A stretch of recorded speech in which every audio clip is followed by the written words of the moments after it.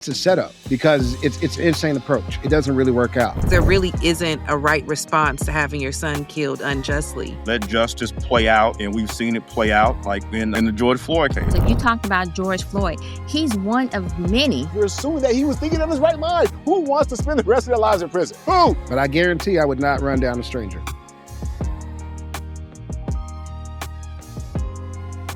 We do have a story of a father who was standing on business, supposedly, I'm going to say allegedly, although I'm not quite sure how alleged it is, because he walked into that courtroom proud of his behavior and his actions. And so basically we have a father, his name, by the way, is Rodney Hinton Jr., and he is being charged with aggravated murder for killing a sheriff deputy with a car after another sheriff deputy killed his son. And so basically, just to set the story up a little bit, basically, they claimed that his son was in some type of car. They was in a car chase. They jumped out of the vehicle. Apparently, they said that the son had a gun. You can hear on the video that they said gun, and then they shot the son and killed him. And so the video is unclear as far as if there is a gun or not present. But what is clear is that his son is unfortunately deceased on the ground. And so Rodney apparently had a huge breakdown in the office while they're showing him the video. And the very next day, he so happened to be driving through an intersection that was being controlled with a sheriff deputy, and he ran over the sheriff deputy. And later, he was arrested. He shows up in court, and he's, like I said, standing on business in regards to his son. And the cops are there. They're looking to intimidate him, in my personal opinion, because it was 30 deep. But it also could be showing that, hey, we're here to show support because we lost a life on our side as well. And I'm interested in knowing, do you guys feel like this was justified behavior or not? I recognize his anger. And I've been watching what's been happening with Black America as a personal group in Mississippi first, right? You know, I'm no stranger to racism and, you know what I'm saying, oppressive structures or whatever. That being said, I understand the frustration that we are feeling as a people, but it's a setup. And what he did was, I understand that he was mad, and I hope he claims insanity. Because it's an insane approach. It doesn't really work out. There's no long game here. Whatever guns that people think they have, if they're going to go to war with the police, which is a dumb idea. I don't advocate that at all.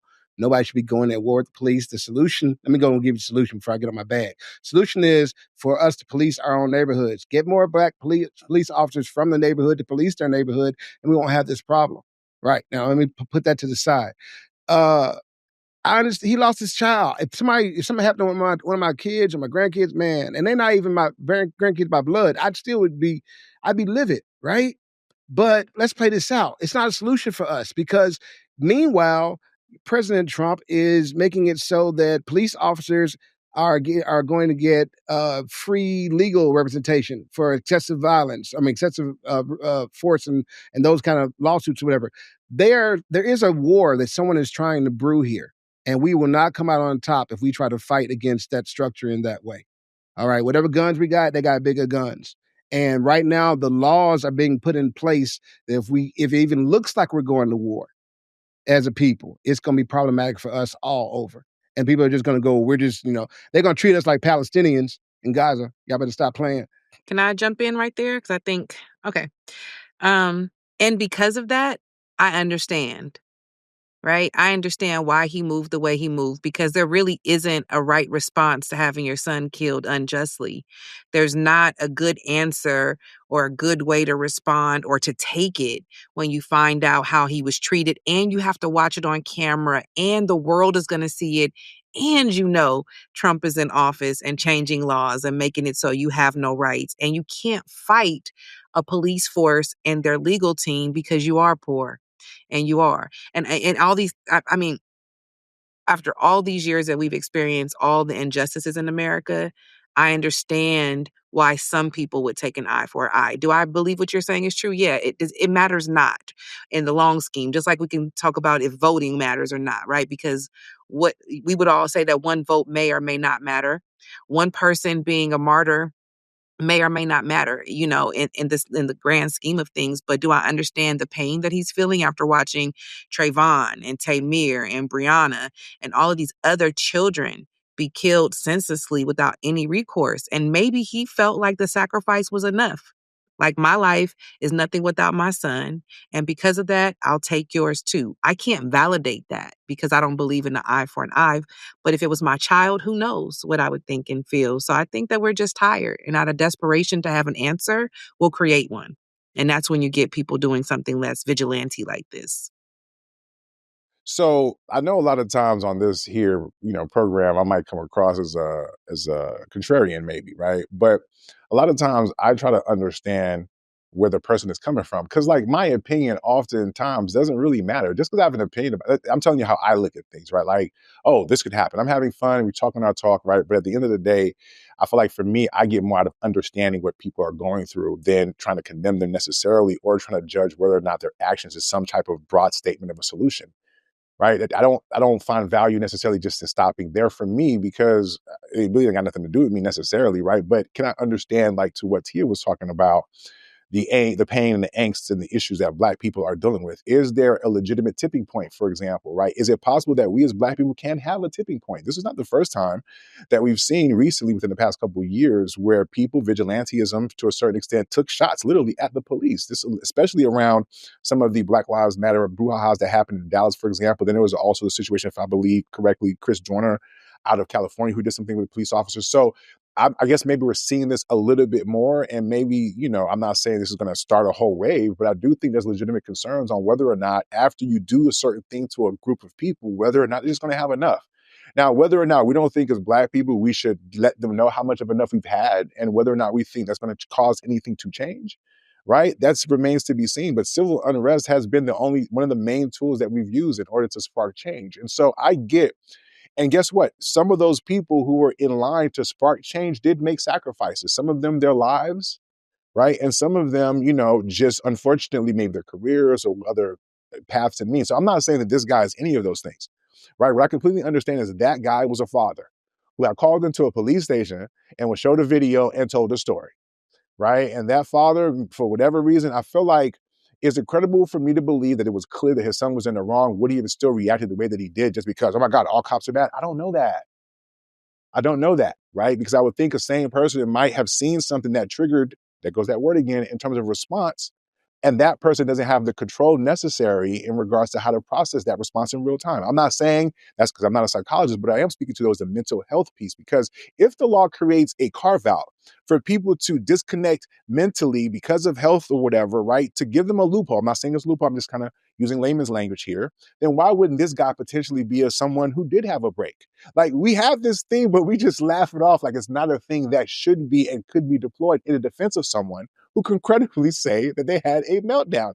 This brother was driving down the street, if I understood correctly, and then just turned up the gas and just went ham, right? And that can happen in a matter of seconds, right? In terms of a person kind of breaking. So what I'm saying is, I'm not trying to justify anything, right? If we want to be clear, I think what he did was absolutely wrong, because number one, if it's going to be eye for the eye, take the right eye. Let's be 100%. I mean, not the right, left. I mean, the person who did what they did, if you're going to be on some vigilante shit.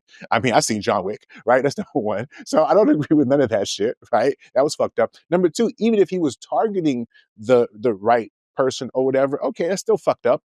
Right? I mean, hopefully you at least try to let justice take its recourse first before you figure, hey, man. But here's where I go back to the mental health piece, because we're assuming that he was thinking of his right mind. Who wants to spend the rest of their lives in prison? Who? You know what I'm saying? So I'm going to give some grace in regards to maybe there was some other issues there, because his lawyer tried to make the case that the brother just had a separation from his wits about him. And so therefore, I think we should let it play out. But it's sad, though, because even if that was the case here, how would we feel about that? Right? Because if we're on the other side and we're the person's victimized by the thing, we wouldn't give a fuck whether or not he was dealing with a breakdown or whatever, right? That family don't give a fuck that his son died at the hands of police officers, right? Because that wasn't him. You know what I'm saying? So now you got multiple people being hurt in a situation, and I don't even really know what the solution is. So that's why when we talk about solutions, well, if we got some, why we ain't deploying them? You know what I'm saying? Like, we got all these solutions until we don't. You know what I'm saying? And so sometimes those of us who are not in the position to do what he did, I'm not going to speak on it that way, because I wouldn't do it. But I damn sure am not going to condemn him, especially if I can understand why he fucking did it. outside of saying the fact that he was wrong because of what I said before. So, I mean, it's a tough situation. And it's funny because I was not trying to be funny, but if in the body cam, because you guys mentioned it before, you're not able to see what happens, then it's like this whole, he got a gun. That's some bullshit at any cop. I'm not saying that there's any justification, because even if his son was done dirty or whatever, it's not a justification for what he did. Unless it was the right person, because then you could say, hey, man, I saw him and I went. But now for just to be a random person, it's going to be hard to prove. I'm just saying, we as Black people know that we can understand what he's going through, especially if it's your kid. Jay, you mentioned if it was you, bro. I don't even like saying things like that because I can't tell you what I would do if it was me. So how would I be hypocritical to be like, oh, I would never do what he did, and then I found myself in a position where I'm on the other side. And I can't tell you that I would not be if it was my one and only son that it took me all this time to motherfucking create. You play about mine, my nigga. You know what I'm saying? That's why there's a part of me that resonates with what he went through, because I'm not saying I would do it. I'm not justifying it, but come on, man. Come on, man. I did not finish the statement, but I guarantee I would not run down a stranger. Okay. I mean, I hear you. I mean, I hear you. Yeah. You're going to be on the right person. Oh, I'm going to be very direct and pointed and precise. Yeah. And this is the disclaimer at the top. Yeah, just this is entertainment FYI, purposes, this folks. is entertainment purposes Right, only. we There are just no joking. professions on this. That's right. These jokes. Go ahead, Devin. Yeah. I think it's an unfortunate crash out, as the kids call it. You know, I don't think there's any other thing you can call it really other than a psychological break. I think a sane person, to Nick's point, it wouldn't say, I'm going to run this guy down and, spend the rest of my life in prison. That doesn't help the situation at all. And I don't think anybody wants to live in a world with, rampant vigilantism like Gotham or some weird shit like that. So, that's the only, I thought about, that's the only thing you can kind of ascribe it to. And that's really kind of the only defense he has at this point. There's no other way to, to spin it or try to frame it. That this is literally the only framing mechanism you have. And it's unfortunately, it's the one that kind of fits and that kind of neatly explains it. But he's gotten nowhere else to go. And again, there's nothing I would do. It's nothing I would advise anybody else to do. Right. It's even on my own behalf. Like, don't crash out on my behalf. Just let justice play out, and we've seen it play out. Like in in the George Floyd case, that played itself out in the legal system, and it ended up where it ended up at. But crashing out is definitely not the answer. It doesn't help anybody. Hey, real quick, I want to say this real quick, SNL, because I feel like Devin was being sneaky funny with crashing out. I mean, I'm sorry, too soon. You know what? I just subconsciously used that, and I didn't even think about it. It's definitely too soon to call it a crash out. I'm sorry, and I just want to also make note that I don't believe that Mr. Hinton Jr. had a record. So it wasn't like he has a history or anything in terms of committing any type of crime. Just want to kind of submit that to the record as well. But go ahead, SNL. So I'm going to represent the internet in this case. And I'm going to say a couple of things that may be controversial. And so there are some people who say about damn time. Because the reason why they're saying this, as Nick mentioned earlier, there are other incidents of where someone took it upon their own to basically attack cops and whatnot. But they're saying about damn time because they're saying, how much can we take? How many times do we have to deal with the killing of an unarmed or armed Black person, particularly a young person, considering that they have no problem taking armed white men into custody, armed white boys into custody, and by all accounts, the boy was actually running away and they claimed he turned around. Now, here's my issue with my personal issue with the story in regards to the gun. We've seen time and time again where they fabricated evidence. We've seen time and time again where they fabricated or they'll yell gun to justify something. And what caused concern was when I believe it's the sheriff, when he said, hey, he turned around. We're not going to wait to see if there's an actual gun. He made this statement. And I was like, wait, what? And so they already and I understand because my husband was a police officer in our previous life as well, right? And so he's one of those things like he's not going to wait too long, but damn, could he got a second? Like if he just turned around, how did you know it was a gun? And I understand that you want to go home to your family too, right? I understand that. And so I understand the fear and the adrenaline that's running through you as you're chasing somebody that's running away from you. And so but their issue is that we've seen time and time again. So you talked about George Floyd. He's one of many one of many, but one who actually got justice, so to speak, right? Whereas there's so many who didn't get justice because they was able to walk away because they claimed they saw a gun and then there was no gun on site, or there was no, or they're like, oh, there's a knife, or there was this, or it was that. But they got to say, I feared for my life, and that was enough for that person to walk away. And I think in this father's mind, he did have a mental break because, to be honest, I don't understand why he killed a random sheriff who was literally directing traffic after a graduation, and so he had to have been driving down the street, and this is just me guessing, of course, hypothetical. He probably was driving down the street and was like, there's a cop. And then he blacked out and ran full speed into the cop because he was thinking, I'm about to bury my son in the next week or 2 weeks or whatnot because these people shot my son and my child. And I don't know if that's his only child, but I get the feeling it kind of was, or maybe not. I haven't looked that far into the detail, but people are saying, when is enough enough? How many times do we have to see this story played out? How many times? And so while this father operated independently, it was a sign of relief from some people who was like, about time. Yeah, he's standing on business. He 10 toes down. He's putting his mouth, or is it the money? Yeah, that's it. He's putting his money where his mouth is. Putting the And pedal. He's right? putting his pedal to where his mouth is. I'm sorry, I couldn't help myself. So sorry. So sorry. Thank you, sir. I'm Thank you sorry. for apologizing. S&M set it up. What do you mean? What do you mean? Too puns all soon. around. Right. I appreciate you apologizing. You guys for are that, so though. insensitive tonight. And so I just think that, so from the internet reaction, there's like, hey, there are some people who are saying, hey, they're going to take for every one, they're planning on taking 5, right? Because they can't identify or they can't get to that direct person who may have done something. So they're going to hit the 5. And they're like, maybe it's time for us to have this type of violent reaction. Now, I personally don't necessarily think it's time for us to have this violent type of reaction because we already know that they're waiting for something. They're waiting to trigger. They're waiting, right? And so, but that could be conspiracy as well about them waiting for the race war that for some reason people keep trying to start. And you have people with manifestos recently saying they're trying to start a race war. And so, because once again, when is enough enough? And when do we react? And how do we react? And how do we move as a community so that we can ensure that our community is safe? Jay, you mentioned about us policing ourselves, but did you know that in Ohio, I think it was Toledo, where they had the KKK or the neo-Nazis who basically bombarded this neighborhood? So they decided to make their own patrol. And then the news interviewed them as if they were the ones that fought because they decided to have their own patrol and do kind of like what the Black Panthers used to do back in the day. And so it becomes, well, that's already being viewed negatively and being shamed negatively, even though it was a response to neo-Nazis walking through their neighborhood. And I'm just saying that at some point, we either need to organize to figure out how we can move ahead, or and we also need to continue to, personally, I feel, continue to use our dollars and support Black. Although some people do not believe that supporting Black businesses is a thing. But yes, please buy Black, support Black, and so forth. And that's my la moment for Black support, Black business. Back to the situation, though, I just want to say that both families lost somebody.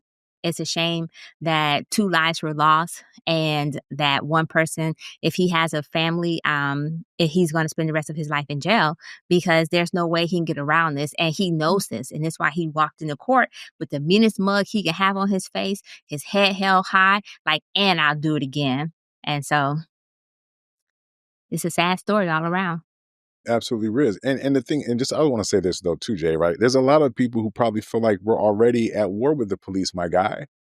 And this is just another casualty to that war, right? I'm talking about the internet kind of evoking the feeling of the internet too, right? There's also a part of the internet, I mean, I'll pass it right to you, that says, there's this blue wall thing, right? That police officers, even those of them who are not the ones who are responsible at times, either through just not saying anything, tend to be complicit even after the fact, knowing that their fellow officers may be causing harm. So there are some people who feel like that's for them, their way of kind of saying, hey, man, yes, this other sheriff may not be as innocent as we may think to a certain extent. And while I don't necessarily agree with that, because I just don't think that the loss of life here was appropriate at all, right? It didn't go through any process. Like, to me, that's the biggest issue that I have. I get it, the idea that, hey, I want to take life into my own hands. I just don't think that system's set up for anybody to do that, even though some people do that. So that's where I kind of push back on. But the point is that some people will say, that other police officers are complicit in this. And so how do we encourage other police officers to step up? Because if they feel like, well, damn, I didn't do nothing, but yeah, I'm going to get the blowback from somebody else doing something. I think that's the logic from the internet to try to put pressure on either other police officers or people in general to just do better, to where we don't find ourselves not only having to deal with this, but then also not getting justice because other people are being quiet and not speaking up for the motherfuckers on the squad who's really doing all the fucked up shit. So, I think that it could be said that we're at war. I heard someone earlier in their statement talking about our side and their side. I mean, we've been at this for a while. We've been at this before civil rights, right? This is how the Crips came about and the Bloods came about. They weren't initially, people scourges of the community. Initially, they were there because we felt like we needed an answer to what the state-sponsored law enforcement was doing in our communities, and then that turned sour, right? And so, there is no one shot solution, except it's a piece to it's a solution based community, right?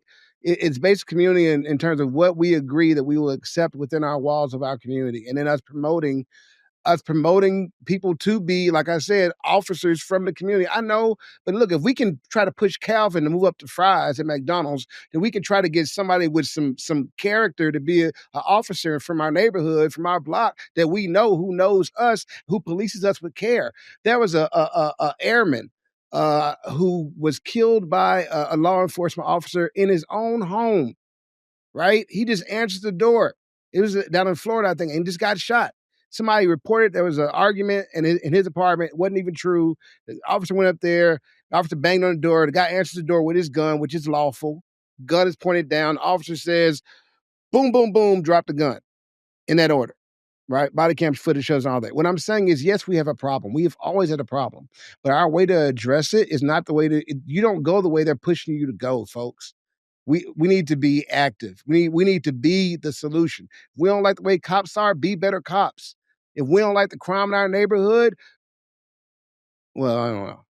I don't know about all the solutions, man, but let's start there. That's what I was about to say, man. Like, listen, y'all remember, I recently just saw a video where Atlanta put out, and it was fly. They did like a little play on Kendrick Lamar's They're Not Like Us or whatever. I don't know if it went viral, if you guys got a chance to see it. So yes, there are some, and I guess it would be Atlanta, creative police departments who are trying to reach out to people. But also in Atlanta, I believe it was a couple of years ago, where these young people got manhandled and done wrong by police officers who were Black, who looked like them, who most likely from the neighborhood. So I do get this idea that just because, they're from the neighborhood, is going to be a solution to a problem. But unfortunately, it goes back to the code of the blue wall. Because guess what? Some of these police officers and departments have Black guys in there too. Do you ever hear them? Now, I'm not knocking them, because they deal with some challenges too in terms of being able to speak up in those instances. You dig what I'm saying? But here's the thing, right? I don't think this guy was sitting here looking for a solution. So when we want to frame it as that, I feel like we do him a disservice to a certain extent, because we're putting and projecting what we think it should have been for him.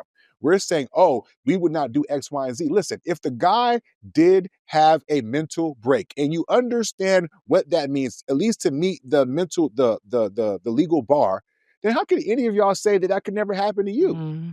Like, you don't know that. Mm-hmm. You know what I'm saying? I get if you're saying that you believe he made a conscious decision, so therefore maybe the law would not be able to protect him because mentally he did not have a breakdown. I'm saying it is possible that he did have a mental breakdown. So whereby it's not a matter of him saying, hey, you know what?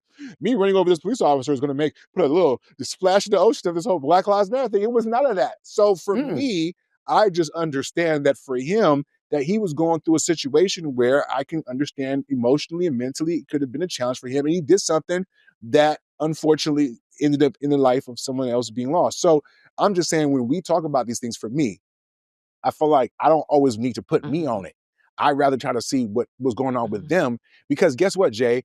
Maybe it's not organized. Maybe we don't think it's the best strategy. But if enough people find themselves motivated in terms of vigilantism, I think there are going to be people who move a certain type of way. And I'm sorry, I don't think they are setting us up to go in there. Nah, they don't need no fucking excuse. You think they need an excuse to come shooting us down if they really want to do that? You think, let's set it up to where these Negroes are really upset because we need every justification. No, nigga. To the extent that they want to do it, yes. When they have, I'm telling you, I don't think they need justification. I'm telling you, I don't think they have to come up with this elaborate plan. No, because guess what? Humans are going to human, bro. You kill my son, I'm going to feel some type of way about it. right? Humans are going to human. It doesn't mean they're a part of some larger Black conscious of how we as Black people should move. And I'm I'm just not saying, as a saying that. human being, I understand. I'm saying, as human beings, I understand that some of us, we can say we're going to do a thing, but we don't know what we would do in a given situation. And so that's why I'm saying, like, it sounds good, but that brother lost his life. And I'm telling you, me personally, I do think it's possible he had a mental break. And I cannot tell you I would not have a mental break if something tragic happened to me, for real, for real. Come on, man. I think that it is possibly had a mental break. I completely believe that. My point is this. First off, all right, I'll say I was upset that GoFundMe canceled his GoFundMe campaign at the behest of the Fraternal Order of Police, whatever. I was like, if Dylan Roof can get GoFundMe, then why can't this man get GoFundMe? Now, the counter argument would be that technically by attacking the cops, it was an act of terrorism, and they are raising funds, for a terroristic act or whatever. It can RICO out of control, depending on how they want to spend it. So I see that, but my point, my larger point is this, y'all. We can try to support this man in his grief because we can all mourn with him. We can all hurt with him. We should. Black, white, green. You should mourn for a man who lost his son and did not get answers why, who lost his child. Any parent lost their child and did not get answers why. We should all grieve and mourn. Our heart should go out to them, right? But what I'm saying is we can support him. We can mourn for him. We can stand behind him. What we cannot do is make him a hero. What we cannot do is make him an example because that does not serve us in our long-term best interest. And in 2009 in Oakland, I was still living in the Bay, and there was a young man that had encountered a police officer. I can't remember exactly what it was, but he ended up killing the cop, right? And there's no justification to this. The cops came to his house, SWAT team kicked in, and this brother killed 5 of them. When I tell you from 2009 right now, his name rings in Oakland on the anniversary of the death of those cops. It rings in Oakland. People say because they killed him, right? Ultimately, they barged into the house and they retaliated, and he died. Of course, I would like to believe that when he killed the first cop, he knew that he wasn't going to make it, and he went for the gusto, quote unquote, and kind of went as far as he felt that he could. But yes, martyrdom in movements matters. Like let's not pretend that there haven't been people who have martyred themselves and made significant changes throughout our world and throughout our time. We can't just say because it's Mr. Hinton Jr. and he was a nobody to somebody, right? That he's not important enough or that his movement wouldn't be important enough to spark some change. Do I think it will?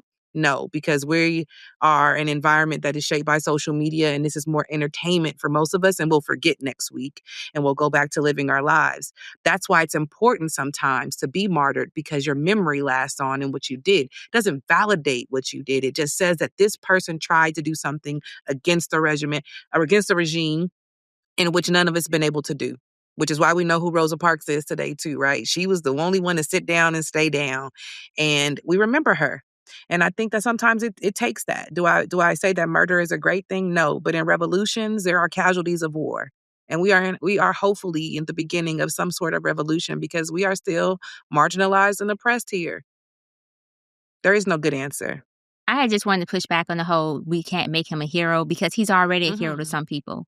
And whether we agree he is a hero or not, he's already a hero to some people because there were some people already waiting for somebody to take a stand like this. There were some people already waiting for somebody to say, you know what? And like I said, I don't actually think he did it constantly. I do think it was a mental break, but it was the aftermath of how he just stood on it and was not remorseful. I won't say not remorseful, but he just stood on it and was like, I did what I did, and I'll do it again for the most part, simply because he already committed that act. So he became a hero to some people in that moment, whether we say it or not. That's like the people who said that we was like, George Zimmerman shouldn't be a hero, but he was to some people. Kyle Rittenhouse was a hero to some people. It's a whole list of people who are heroes to some people. So for us to say that he can't be a hero, he's already a hero to some people. That's why the internet is reacting the way the internet is reacting, And then based on the current climate, it's like, hey, maybe we need more people like him. Maybe we don't. It's basically maybe we need more people who's going to stand on this type of business, or maybe we don't. And so it's just one of those things. I almost feel like it's almost like So, you know, the two extremes between Malcolm X and Martin Luther King, where one was a pacifist and one was by any means necessary. And the one who ended up winning was because they was like, Lyndon B. Johnson was like, this person over here, any means necessary. We don't want that. Let's go ahead and support this person over here. And let's go ahead and pass the Civil Rights Act because this person over here is a pacifist and he's talking about turning the other cheek. I think that may kind of trigger some type of moment. I don't know for sure because it's pretty early on. And I'm personally not trying to turn him into a hero, but I just want to acknowledge and push back that he's already a hero to some just because he took action. And a lot of people won't take that type of action. And a lot of people, and even if it was a mental break action, is the fact that he stood on it after the fact. And that's what some people are upholding the hero status for. Listen, I want to ask one last quick question, right? Because as you guys were talking, and this has been a great episode. I ain't gonna hold you. Until we got serious, of course, or at least try to stay serious as much as possible. Not asking you guys specifically, but just wanted you guys to give me a quick number and then hopefully we can kind of get into final takes, right? What percentage of people do you think would give their lives in order to get justice for their slain child? Right? I'm gonna ask that again, give you guys a chance to think about it, right? What percentage of people do you think would give their lives for justice? Not necessarily give your life to protect your kid's life, but I'm saying that you'd be willing to give your life in the sake of justice. What percentage of people, Black people, do you think would do that? Does anybody want to answer that? Just kind of curious. The reason why I thought of that, right? Because a lot of times we try to think about what people's motivations might be. And maybe if he lost his mind, then cool, there's no motivation there. He just kind of lost it, right? But I was sitting here thinking like, with this case, a lot of people are going to pay attention to what happened to his son. There's going to be a lot of scrutiny because I think at the heart of it, people are going to want to try to find out whether or not the father was justified to lose it the way that he did. Like, for example, if he would have saw his son being murdered right there or whatever, right? Like just in the worst way violated, right? Then I felt like, and it became known that was the case, I think you could convince a jury on some jury notification shit or whatever, right? To be like, nah, he was justified, et cetera, et cetera. So I guess my question to y'all though is, so that made me think like in terms of, hey man, you did this to my son, I'm gonna take one of y'all. Eye for not justice. But I think if there was some injustice here, it's likely to be revealed because of this particular case. That's what kind of made me think about the question. So hopefully you guys had enough chance to think about it, right? Just real quick, what percentage of people do you think would give their lives in order to get justice for their slain child? Anybody want to just real quick, and a quick explanation, and then we can move on. Anybody?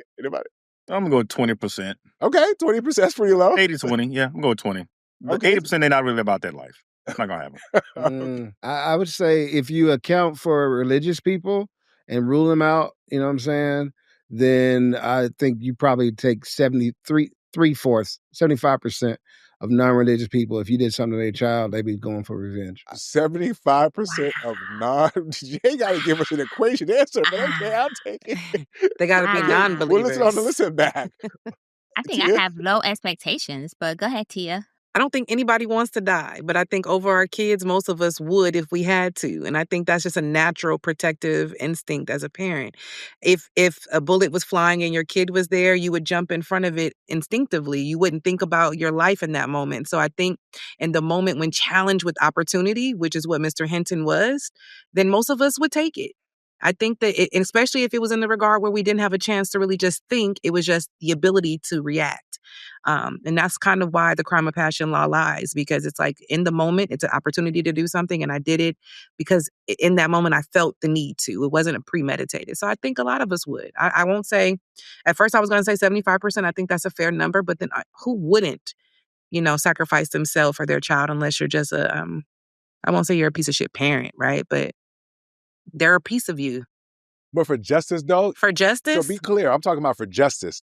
Yeah, because not after the fact. There's a difference, Yeah. right? I get what you're saying in terms of, hey, I'm going to save my child's life. But no, hey, my child's died, and I'm going to get justice for him no matter what. That's the question. I would say maybe 60, maybe 50. 50% of people would go gang just for justice. Oh, look at you believing in people. I would say. Wow, I am so cynical because I'm going with 1%.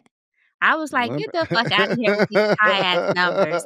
It's 1% because we've seen time and time again where our children have been slain right? Or some people, children have been slain, and you know how they pursue their justice through civil courts, right? Through monetary means and so forth. But they weren't on eye for eye. They weren't on tooth for tooth. They weren't going out there to get that justice, even after the person was let go and free. If that's the case, why the hell George Zimmerman still walking around kicking it and signing Skittle bags? You know what I'm saying? And so I'm going to call a cap on all that shit. Thank you, Esther. And say 1%, because fundamentally we are too comfortable in our lifestyles. We are too comfortable with who we are, and to stand on that type of business. We're not going to stand on that type of business, because I want to say, it's going to sound cold, we're cowards, right? Because it takes a certain type of person, unless you have a mental break, it takes a certain type of person to be methodical and plot revenge.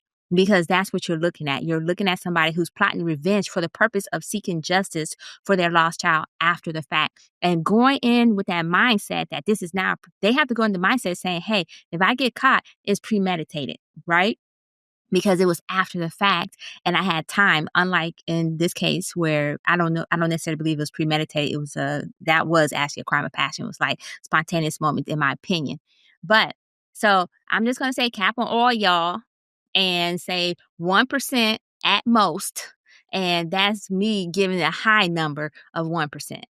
And that is so perfect. And that's the reason why people will make him a hero.